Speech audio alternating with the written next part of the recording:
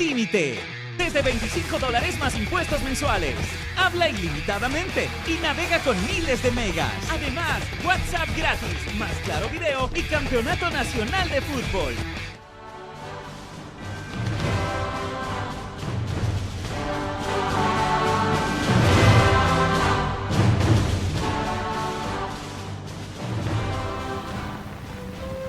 Buenos días amigos de la República, esta mañana vamos a conversar de cine nuevamente. Para eso hemos invitado a dos hombres del cine, a dos hombres del séptimo arte que nos van a ilustrar con su experiencia.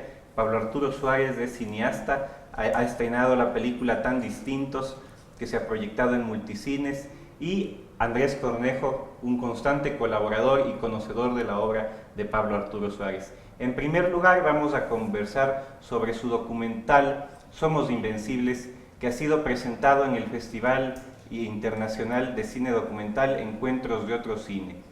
Pablo Arturo, ¿cómo fue que te encontraste con la historia de Aurora Sánchez y que realizaste el documental Somos Invencibles? A ver, muchas gracias por tenernos aquí. Para nosotros es un honor participar con ustedes.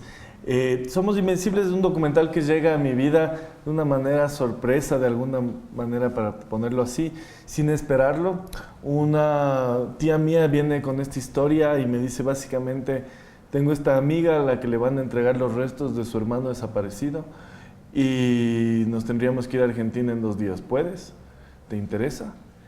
Y yo creo que historias como estas no se pueden dejar de contar.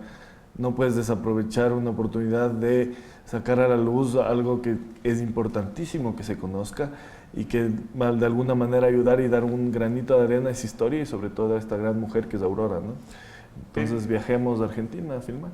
De algún modo, la historia de la dictadura argentina, Andrés, es un tema que ya ha sido abordado mucho por el cine documental, por el cine de ficción. ¿Por qué crees tú que fue importante dentro del contexto del documental ecuatoriano que un director joven tome una historia de la dictadura argentina, más que de la dictadura argentina, de la transición a la democracia, de los abusos militares en ese periodo de transición a la democracia y que implicó violaciones de derechos humanos? Nosotros también, como ecuatorianos, hemos sido víctimas de los ojos de los extranjeros, ¿no? Siempre nos han sometido de esa forma, siempre hemos sido retratados desde afuera, ¿no? Y por primera vez ya se está, bueno, hay muchos casos dentro del cine ecuatoriano que ya los cineastas tienen esa postura de también contar esas historias que no están tan cercanas, ¿no? Considero que eso es muy importante porque también aquí en Ecuador nosotros tenemos mucho que decir y también las historias son universales. O sea, las historias, en este caso la que retrató Pablo, es una historia que es necesaria de contar, es una historia que trasciende esquemas políticos, trasciende y habla de sentimientos desgarradores y momentos muy siniestros, ¿no? Entonces, yo creo que es importante que los cineastas, más allá de sus fronteras, más allá de sus nacionalidades, empecemos a ver el cine como una ventana al mundo. Hacia historias universales, ¿no? Exactamente. Y en ese sentido yo creo que fue fundamental lo que dice Andrés, de que esta historia no tiene fronteras, una historia de una mujer argentina de origen francés, de padres españoles, que es nicaragüense, que está exiliada en Nicaragua y que al hijo y al hermano les desaparecieron en Argentina. Entonces es súper interesante como ya de en sí la historia no tenía fronteras y que esa historia llegue a nosotros y que desde el Ecuador veamos la posibilidad de contar esa historia y de hacerla además sin miedo básicamente a lo que no se habla. ¿Qué pasa? Esta historia en particular, la de Aurora, que sucede en el año 89, cuando le desaparecen al hermano y al hijo. El 23 de enero. El 23 de enero es cuando se toman un cuartel militar en el sur de Buenos Aires. Es una historia que pasa en democracia, ¿no es cierto? Que pasa en una época en la que ya en teoría los abusos a los derechos humanos en Argentina ya habían acabado porque pasó y estamos en el gobierno de Alfonsín. Y es interesante cómo esta historia nosotros decidimos contarla sin miedo a hablar. ¿Qué pasa? Que en Argentina, pese a que se habla mucho de los desaparecidos de la dictadura y se habla muchísimo de lo que pasó en ese entonces, este tema en particular que pasó en democracia casi no se lo habla. ¿Por qué? Porque hay muchas personas involucradas, tanto de gobierno, militares, policía y de la misma izquierda argentina, que ponen en debate lo que pasó ese día. Y Aurora lo único que está pidiendo no está justificando lo que pasó o lo que no pasó. Lo que está pidiendo es justicia por su hijo desaparecido, ¿no? Tú topas este tema de hablar de lo que no se habla, y yo que quisiera preguntarles a los dos, que también hay que hablar quizá del papel que ella juega respecto de su hijo, porque ella desde muy temprana edad le comienza a comentar la situación política, el contexto histórico en el que vive la Argentina, a tal punto que él a sus 12 años de edad decide inscribirse en una agrupación de carácter subversiva, y ya a sus 17 años él le dice a la madre que su decisión es dejar los estudios y dedicarse a la lucha armada, a una edad, digamos, absolutamente joven en el contexto del ser humano moderno. El ser humano moderno por lo menos estudia hasta los 18, creo yo, y luego continúa, pero él le dice a su madre que él no se siente en el derecho de estudiar cuando otros pierden su vida para que él estudie. Y eso ya a mí me retrotrae a una formación política muy intensa de parte de la familia. De algún modo se podría decir que la familia y ella como madre es causante de que un niño se dedique a una actividad que implica violencia, que implica alto riesgo y que implica el riesgo de perder la vida. A ver, lo que es interesante en la historia de Aurora y un poco lo que pasó y lo que nos pasó a nosotros ya el rato que hicimos del documental, conocer la historia de Aurora y básicamente conocerla ella como mujer revolucionaria que es que viene una herencia familiar muy grande, ¿no? Sus abuelos eran anarquistas, su papá peleó contra Franco y después fue exiliado de España, estuvieron presos en un campo de concentración nazi, y de ahí se escapan y logran ir a Argentina exiliándose, ¿no? En Argentina, Aurora y su hermano, el gordo Sánchez Nadal, Roberto, él también se hacen militantes del ERP y de los movimientos de izquierda, del Ejército Revolucionario Popular de Argentina, y toman la lucha armada en Argentina en la época de la dictadura. Les toman preso al hermano de Aurora, Aurora logra rescatar a su hermano y se van a Francia. De Francia, en finales básicamente de los 70s, en inicios de los 80s, van a Nicaragua a ganar con la revolución sandinista y vivir en Nicaragua, ¿no? Y son parte de todo este movimiento que pasa en Nicaragua cuando gana, ¿no es cierto?, toda la revolución. Y en ese proceso, justo en esos años, es cuando Iván decide que ese era un poco el camino que quería hacer. Y era un niño a la final. Entonces yo creo que es una familia que tiene una herencia histórica muy fuerte, y dentro de esa herencia histórica es como entendible en su núcleo familiar que esas cosas, o sea, que ese camino sea el que decidan escoger. Entonces nosotros, yo creo que desde un punto externo, cuando uno ve la peli, claro, dices, pero era un niño, ¿no es cierto? Pero entendiendo el contexto social, el contexto particular de su vida, de su núcleo, entiendes que ellos creían en una lucha mucho más grande, que iba mucho más allá del individualismo de cada uno, sino en este romanticismo, digamos, ¿no es cierto?, del socialismo, y llevada realmente a actos, ¿no es cierto?, a poder poner en riesgo tu vida por un ideal. Y eso creo que no hay una manera de describir lo importante que es eso y el valor que tiene eso, ¿no? Y yo quiero agregar algo ahí. Claro, en la película vemos que el hijo quiere hacer un acto solidario, ¿no? Y así es como lo recibe la madre, como que un acto solidario puede ser lo más revolucionario. Entonces yo encuentro que la madre pues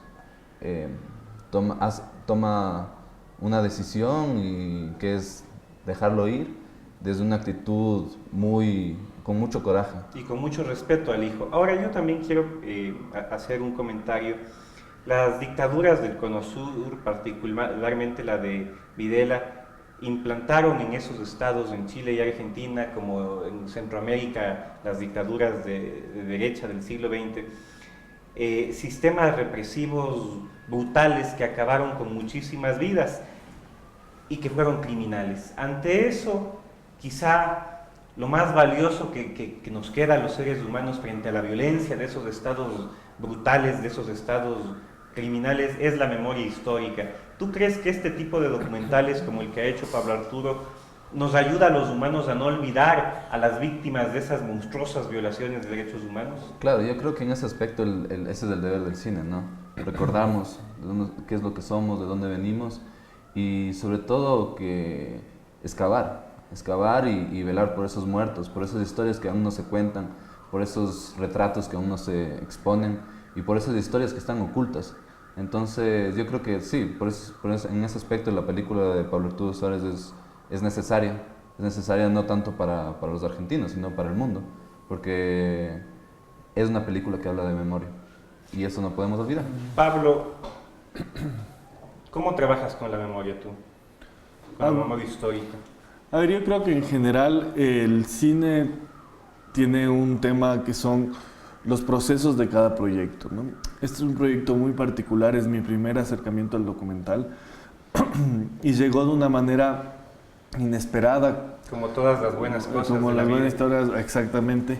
Y dentro de ese proceso lo que nosotros hicimos fue filmar, tanto en Argentina como en Nicaragua, este retrato de Aurora, de la madre, que es la madre que busca los restos de su hijo.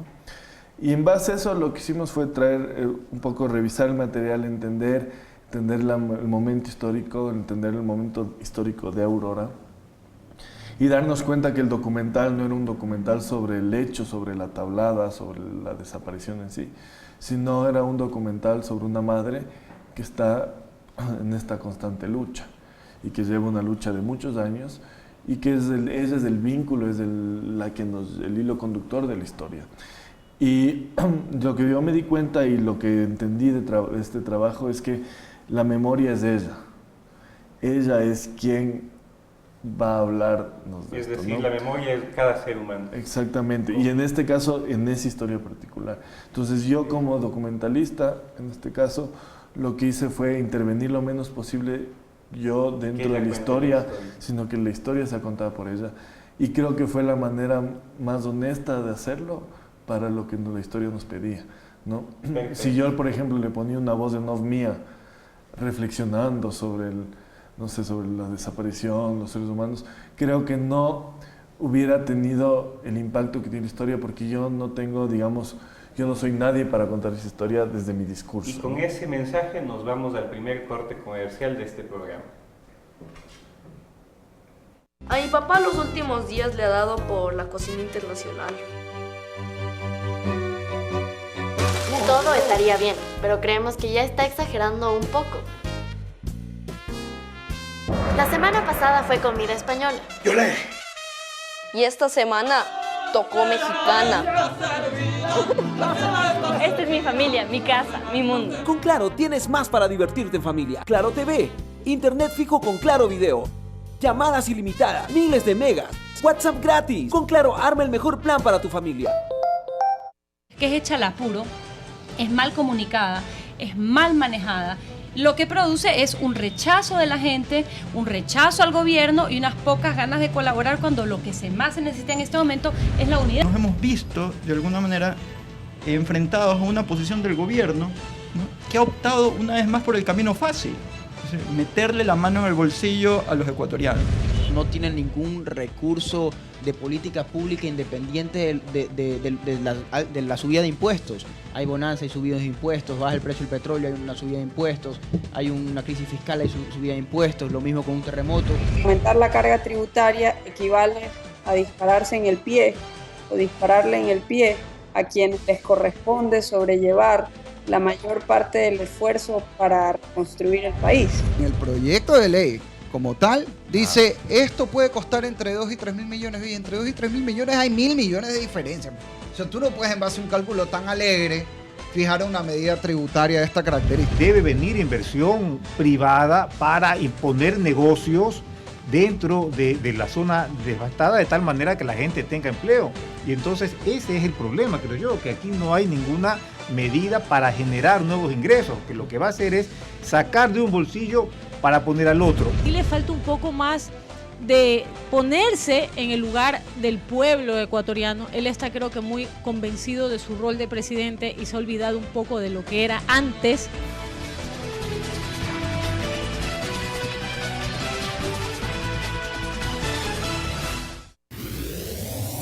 larepublica.es, un paso adelante en información. Entérese de lo último de noticias nacionales e internacionales, además de los deportes y todo sobre nuestros programas en línea. www.larepublica.es. No importa dónde se encuentre, estamos a un solo clic de distancia. Síganos también en nuestras redes sociales, Twitter, Facebook e Instagram. larepublica.es, la mejor opción para estar informado en línea.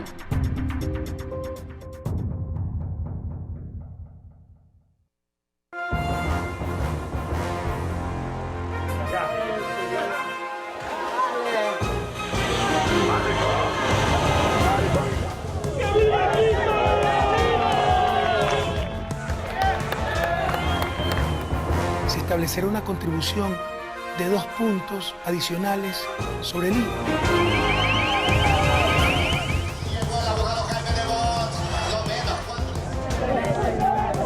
Las noticias de último minuto, en vivo, en el instante mismo que están ocurriendo. Por larepublica.es.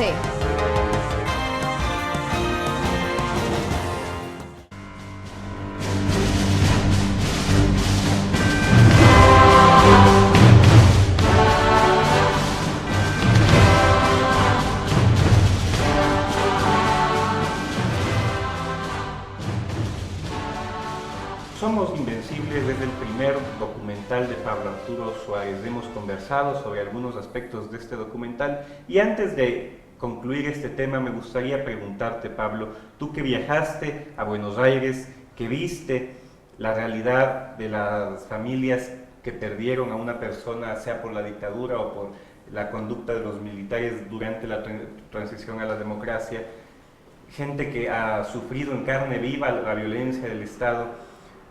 ¿Cómo ves tú el contexto actual de América Latina en el sentido de que hoy la represión en Venezuela, en Nicaragua, donde vive Aurora, en Cuba, no son ya de regímenes de derecha como el monstruoso régimen de Videla o el de Pinochet, sino regímenes que en su momento propusieron a las sociedades justicia social e igualdad y terminaron convirtiéndose en megalómanos de la historia reciente latinoamericana como Nicolás Maduro, como Daniel Ortega y todo el proceso de corrupción que se ha imputado con la presidenta Cristina Fernández? ¿Cuál es tu visión al respecto? A ver, yo creo que la humanidad, justo hablando de la memoria, digamos, yo creo que somos de memoria corta en general. Y lo que pasa es que justamente la importancia de que hagamos proyectos como estos es justamente para revivir esa memoria y que la gente a su vez actualmente no permita que sigan habiendo atropellos. Desde diferentes áreas, desde ningún lado, ¿no es cierto? Ni de izquierda, ni de derecha, ni de centro.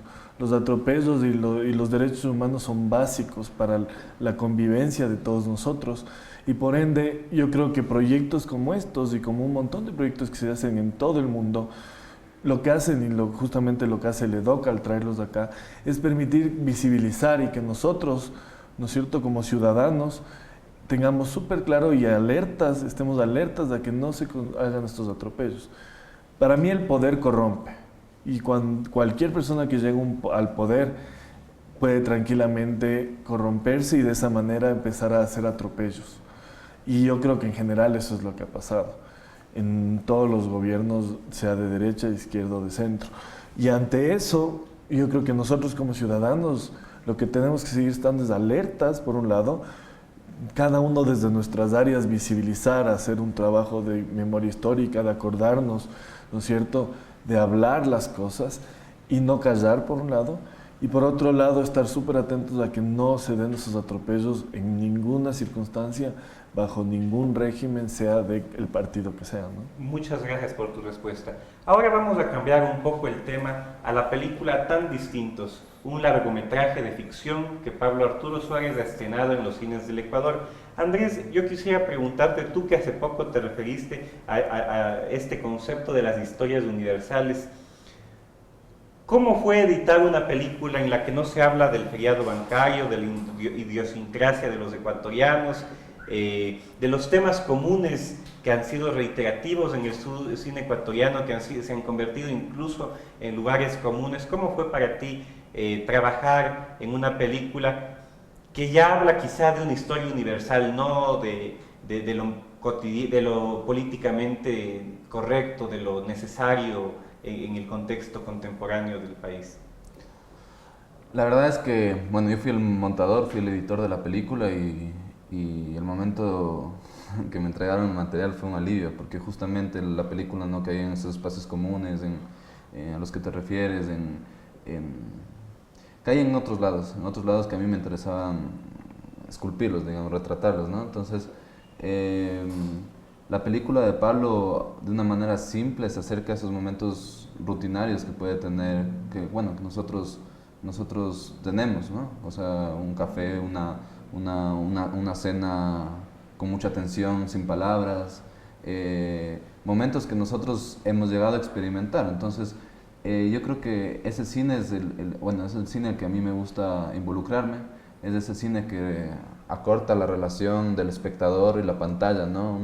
A una relación mucho más cercana, porque no estamos, poniendo en la pantalla temas o formas que están distanciadas. Yo creo que en ese aspecto fue muy, muy enriquecedor retratar desde lo simple una historia que se universaliza en el momento que tiene un drama potente y una forma bastante sencilla de contar una historia. Pablo, ¿cómo fue hacer Tan Distintos? ¿Cómo te encontraste con esa otra historia en tu vida? A ver, Tan Distintos nace de esta necesidad de hablar sobre las familias, sobre los núcleos familiares y cómo las relaciones en ese núcleo familiar se pueden ver rotas o complicadas de acuerdo a las cosas que no se hablan o estos viejos secretos del pasado. Tan Distintos era esta necesidad de hablar sobre el secreto, sobre la importancia de hablar y de sacar del tapete esos temas para que las relaciones personales de una pareja funcionen y vuelvan a como encaminarse. Y a su vez también era hablar sobre un retrato del amor, de ese amor, no de ese amor de ilusión que nos pasa a nosotros, sino ese amor de muchos años de casados, de cotidianidad, de día a día, que te hace estar con alguien 30, 40 años, ¿no? Un amor que ya casi en nuestras sociedades modernas es más difícil, ¿no? Hay el índice de divorcios de las parejas es muy grande, son pocas las que llegan a la edad de tus personajes, los abuelos. Sí, yo siento que más que el índice o esas cosas, yo creo que en general, por temas como los que pasan en la peli, justamente esas parejas no se mantienen. Porque el amor cambia, los cuerpos cambian, ¿no es cierto? Todo nos va cambiando. Pero lo que se mantiene junto es la esencia de por qué se enamoraron. Pero mientras eso no se siga alimentando y no esté como lastimado por cosas que hicimos o que no decimos o que dejamos de hablar, eso no perdura, ¿no? Entonces, básicamente, para nosotros era importantísimo hablar de eso. Y que la gente, el público, se siente identificado con una historia universal, distinta, más cercana, y que permita que la gente disfrute de ir al cine, se ría por momentos, pero reflexione. Y yo creo que al final te quedas en un silencio como para absorber lo que acabas de ver. Y la gente habla mucho después de ver la peli, de lo que acaba de ver, de lo que acaba de sentir, ¿no? Es una peli muy sencilla, una película que nosotros siempre la planificamos que sea una película íntima, y desde el desarrollo del proyecto, desde la gente con la que filmamos y el equipo técnico, es un equipo técnico muy cercano. Pablo Arturo Suárez tiene la capacidad de hablar sobre el amor como un gran conocedor. Supongo que los grandes cineastas y los grandes artistas dominan este tema, pero aparte del amor, yo creo que un tema fundamental en la película es el sexo. Los traumas que se generan por situaciones sexuales violentas, situaciones sexuales traumáticas que a una persona le marcan negativamente y le impiden a veces continuar su camino hasta no limpiarse de esas malas experiencias y procesarlas de un modo correcto. ¿Cómo ves tú en la historia de tan distintos el tratamiento del sexo violento y traumático que se da? La película habla de la violencia machista, habla de una sociedad en la que nosotros estamos expuestos y que somos víctimas, tanto los hombres como las mujeres, ¿no? de esa violencia de género que existe en nuestros alrededores y que las normalizamos. Y el núcleo de las familias.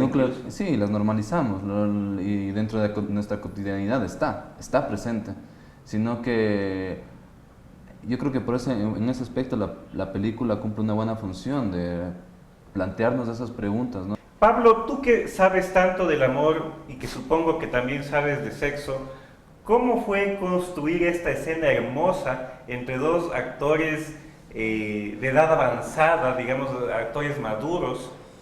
Una escena que en el cine latinoamericano más bien sería construida de forma pasional, de forma absolutamente afrodisíaca, digamos, tú logras una escena sexual muy sublime entre dos personas adultas caminando ya hacia la vejez, y que supongo que como director de cine implicó mucho esfuerzo esa escena, porque no es una escena común en el cine ecuatoriano, por un lado, y los actores de este país no están acostumbrados a ese tipo de escenas. A ver, yo creo que esa escena, la idea nuestra siempre fue mantenerla lo más romántica posible, porque es un momento de reencuentro, es cuando ellos se reencuentran como pareja en toda la peli, ¿no? Entonces, lo que hicimos fue trabajar la escena es una especie de escena muy sensorial, de sentir más que ver, no necesitas ver mucho, lo que necesitas es sentirles. Entonces, lo que queríamos lograr que la gente se conecte con lo que se siente estar con una persona que amas, ¿no? Y de alguna manera trabajamos eso, y en eso Andrés también trabajó mucho, porque el trabajo de edición para lograr eso, y es una escena coral en la que varias cosas van pasando, ¿no es cierto? Vamos de ellos teniendo relaciones, al niño en la discoteca, a la mamá en el bar un poco incómoda, extrañándole al nieto, al hijo. Entonces, en ese sentido, lo que hicimos fue tratar de que sea una escena en la que sientas, en la que no necesitas ver desnudos necesariamente, lo que necesitas ver es cómo se besan, cómo se miran, cómo se mira el uno al otro, cómo se sienten, cómo se acarician.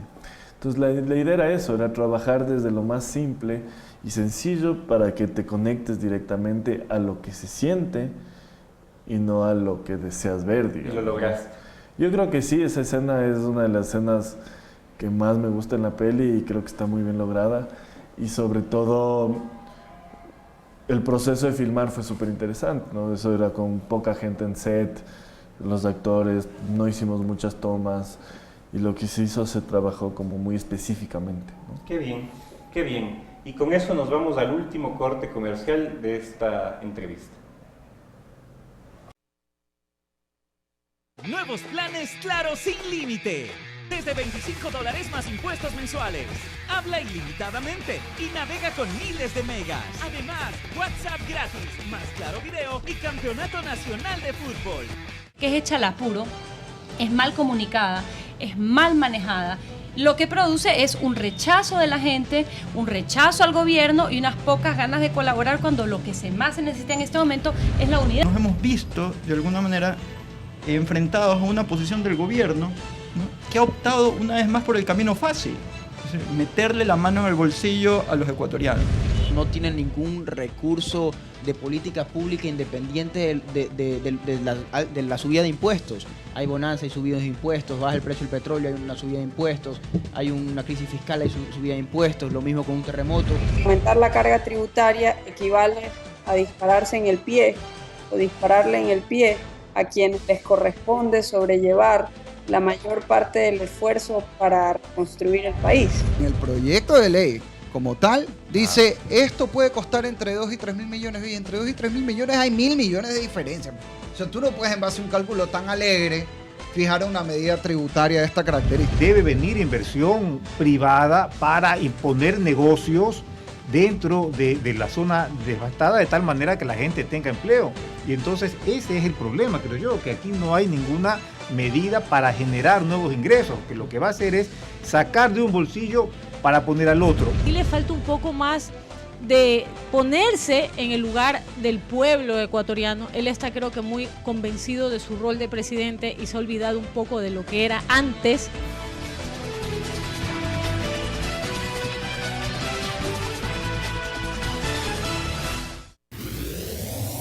LaRepública.es, un paso adelante en información. Entérese de lo último de noticias nacionales e internacionales, además de los deportes y todo sobre nuestros programas en línea. www.larepublica.es. No importa dónde se encuentre, estamos a un solo clic de distancia. Síganos también en nuestras redes sociales, Twitter, Facebook e Instagram. LaRepública.es, la mejor opción para estar informado en línea.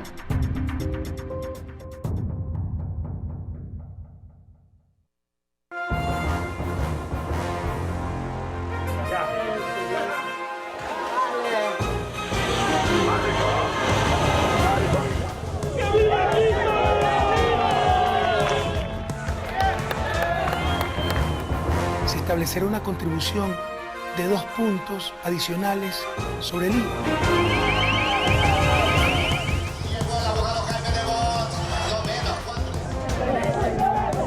Las noticias de último minuto, en vivo, en el instante mismo que están ocurriendo. Por laRepública.es.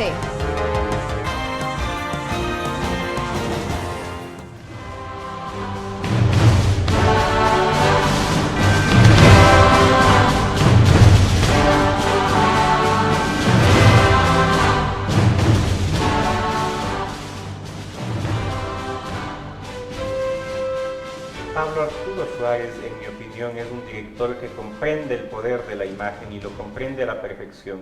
Hace poco le estaba comentando que yo he notado que el mar es un constante en algunas de sus producciones, el mar como una fuerza natural que a los humanos nos ayudan a sobrevivir, a sobrellevar la vida e incluso a limpiarnos de las malas experiencias. ¿Cómo es el trabajo, tu opinión respecto del trabajo de Pablo Arturo con las imágenes y con estos elementos tan bellos como el mar? Sí, yo he trabajado en algunos proyectos con Pablo y es verdad, existe una constante en su trabajo y uno de ellos es el mar. El mar como un elemento puro, un elemento que está ahí presente y que no nos damos cuenta que existe, ¿no? Las historias suceden alrededor del mar y el mar nunca cobra protagonismo. Sí, yo creo que Pablo y muchos otros directores tienen ciertos fetiches que a un nivel consciente o inconsciente siempre lo están experimentando en sus películas. Y sí, en este caso, en Tan Distintos, no deja de ser el mar otro fetiche, ¿no? dentro de su obra. A mí me da la impresión, y te lo comento, que Pablo Arturo se da cuenta de cosas de nuestro entorno que están ahí y que por lo general no nos detenemos a analizarlas. Sándor Márai, un escritor húngaro muy importante, decía que las personas que viven frente al mar no se dan cuenta por lo general que uno a través del mar puede llegar a la India o que un navegante puede perder la vida en las aguas, simplemente está ahí y lo vemos, pero no analizamos la importancia de esas cosas. Y tal vez me da la impresión que en las películas de Pablo él sí se da cuenta de estos elementos y de la importancia de estos elementos como el mar y otros que tú debes conocer más a fondo de su obra. ¿Es esa la característica del cineasta como artista, darse cuenta de cosas que los demás no vemos? Sí, yo creo que también el cine tiene formas, ¿no? Y esas formas crean un estilo. En este caso yo creo que es un camino, es un proceso que poco a poco Pablo y muchos otros cineastas en el país y en el mundo van afinando ese estilo hasta ya dominarlo completamente, pero creo que es eso, son ejercicios, es experimentar, y recordemos que el cine también es poesía traducida en imagen, entonces también desde el guión hasta la edición y todos los procesos pues se toman en cuenta, se hablan, se dialogan, se conversan en equipo y son cosas que ahí que a lo mejor el espectador lo vive de una manera muy sutil, o sea, como una caricia, pero fueron hablados, existen una intención y existen un trabajo por detrás, ¿no?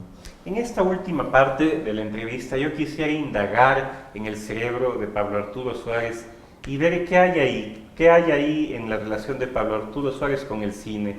¿Cómo descubriste tu pasión por el cine? ¿Eras niño? ¿Tus papás te inculcaron? ¿Cómo fue? Bueno, me regalaron una... No, mentira. A ver, el cine... A mí siempre me gustó mucho ver películas, y veía mucho en las tardes películas con mis padres, especialmente con mi madre. Y en general me inculcaron un montón el cine desde pequeño. Y yo creo que el otro día descubrí que una de las grandes razones por las que me gusta el cine es que nosotros vivíamos de niño en Estados Unidos. Y cuando regresamos a vivir a Ecuador, mis papás compraron un montón de películas VHS. Desde Star Wars 1, Mi primer beso, un montón de pelis.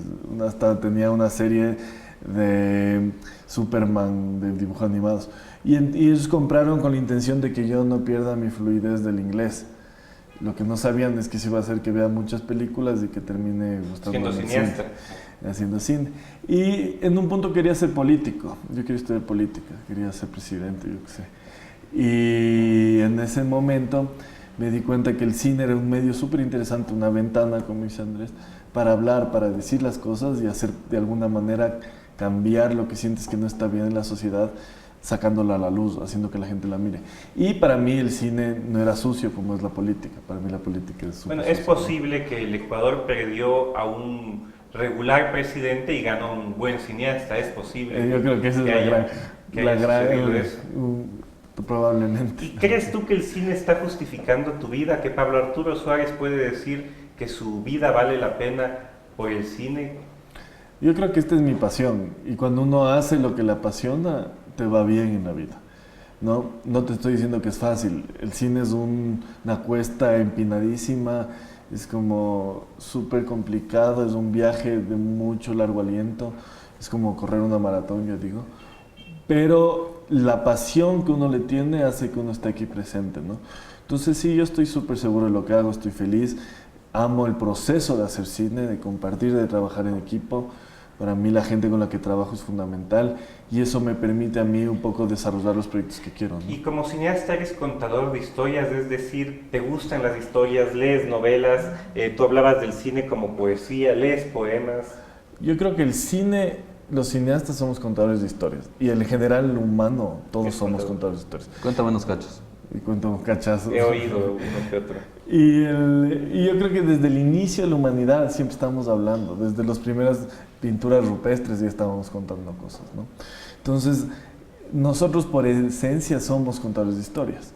Unos, como dice Andrés, se dedican a escribir o a contar cachos. ¿Te ayudan a nutrirte de historias, la lectura? Sí, yo creo que todas las artes nos ayudan, desde la lectura, la poesía, la pintura. Mi mamá es bailarina, entonces la danza a mí me ha influenciado un montón. No necesariamente en mi obra directamente, pero sí en la sensibilidad, en cómo combinar la música y el movimiento. Entonces, en general, todo. Y mi papá es biólogo, yo creo que la naturaleza también tiene... También cuenta historias. Ahora, en este país es fácil contar historias en el sentido de que hoy, sobre todo en la crisis económica que estamos atravesando, por ejemplo, el Consejo Nacional de Cine y el Ministerio de Cultura este año ya no pudieron financiar la edición 15ª de los EDOC. Los fondos han bajado, los fondos concursables. ¿Cómo hacer cine en el Ecuador de hoy en día? A ver, es muy difícil. A mí el Consejo Nacional de Cine me debe el premio de postproducción del año pasado y hasta el día de hoy no nos pagan. Y no creo que hay luz para que nos paguen eso. Realmente, por más de que ya está todo en el Ministerio de Finanzas, no nos paga. Y el Ministerio y el Consejo Nacional de Cine no se hace responsable de ese pago. Y es súper terrible porque yo estoy debiendo a toda la gente que trabajó en la peli, en esta etapa de postproducción.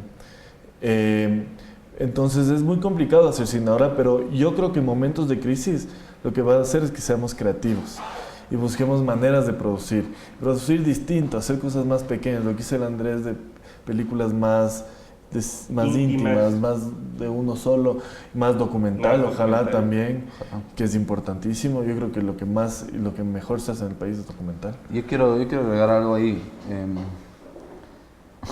Quiero citar a Bukowski, porque Bukowski dijo: el que quiere pagar la cuenta, la paga.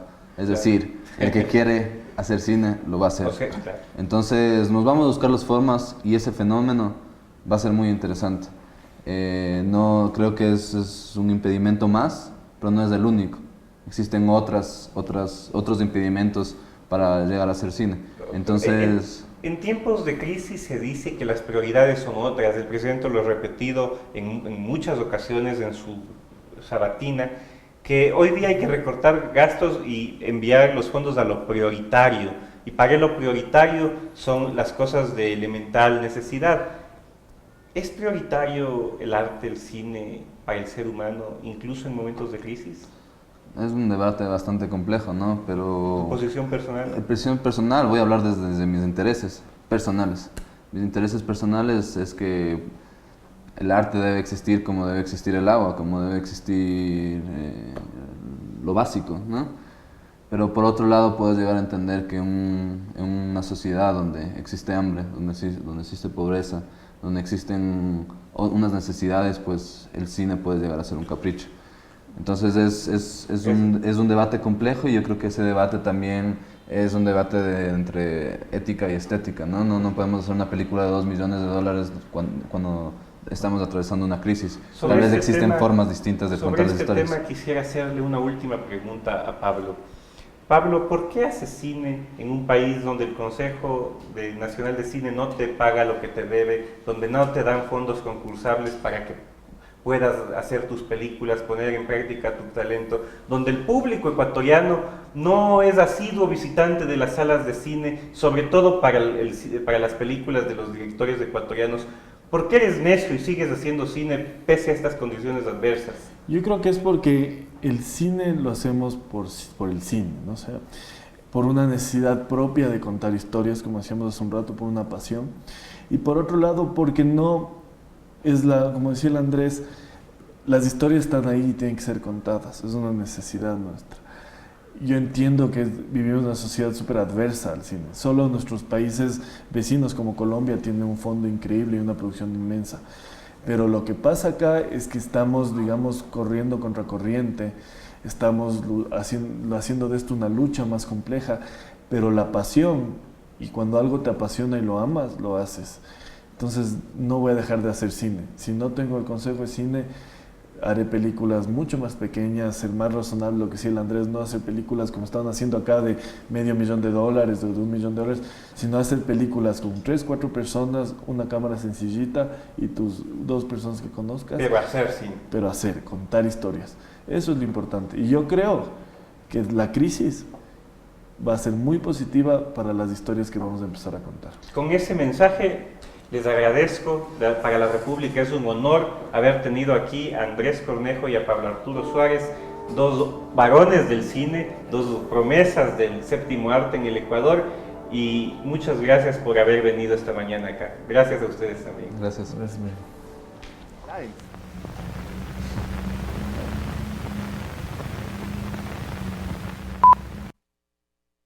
A mi papá los últimos días le ha dado por la cocina internacional. Todo estaría bien, pero creemos que ya está exagerando un poco. La semana pasada fue comida española. ¡Yolé! Y esta semana tocó mexicana. Esta es mi familia, mi casa, mi mundo. Con Claro tienes más para divertirte en familia. Claro TV, internet fijo con Claro Video, llamadas ilimitadas, miles de megas, WhatsApp gratis. Con Claro arma el mejor plan para tu familia. Que es hecha al apuro, es mal comunicada, es mal manejada. Lo que produce es un rechazo de la gente, un rechazo al gobierno y unas pocas ganas de colaborar, cuando lo que más se necesita en este momento es la unidad. Nos hemos visto, de alguna manera, enfrentados a una posición del gobierno, ¿no?, que ha optado una vez más por el camino fácil, es decir, meterle la mano en el bolsillo a los ecuatorianos. no tienen ningún recurso de política pública independiente de la subida de impuestos. Hay bonanza, hay subidas de impuestos, baja el precio del petróleo, hay una subida de impuestos, hay una crisis fiscal, hay subida de impuestos, lo mismo con un terremoto.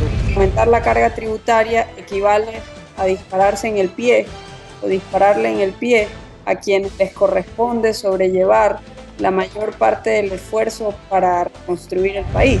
En el proyecto de ley como tal, dice esto puede costar entre 2 y 3 mil millones, y entre 2 y 3 mil millones hay 1.000 millones de diferencia.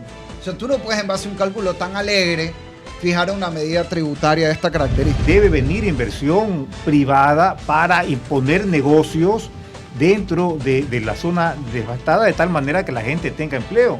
Y entonces ese es el problema, creo yo, que aquí no hay ninguna medida para generar nuevos ingresos, que lo que va a hacer es sacar de un bolsillo para poner al otro. Y le falta un poco más de ponerse en el lugar del pueblo ecuatoriano. Él está, creo que, muy convencido de su rol de presidente y se ha olvidado un poco de lo que era antes.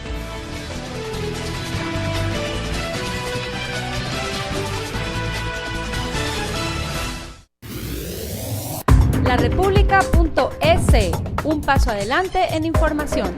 Entérese de lo último de noticias nacionales e internacionales, además de los deportes y todo sobre nuestros programas en línea. www.larepublica.es. No importa dónde se encuentre, estamos a un solo clic de distancia. Síganos también en nuestras redes sociales, Twitter, Facebook e Instagram. larepublica.es, la mejor opción para estar informado en línea.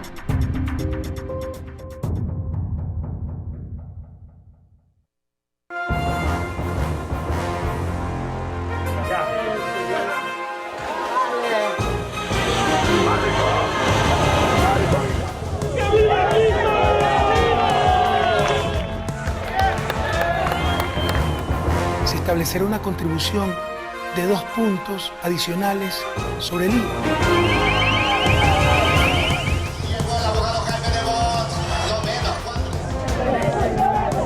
Las noticias de último minuto, en vivo, en el instante mismo que están ocurriendo. Por larepublica.es.